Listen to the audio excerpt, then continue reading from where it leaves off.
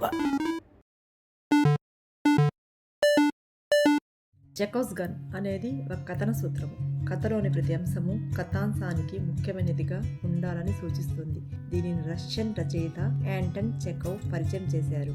తను తన రచనలలో ఈ సూత్రానికి ఉదాహరణగా ఒక గన్ను తెలుసుకునేవారు.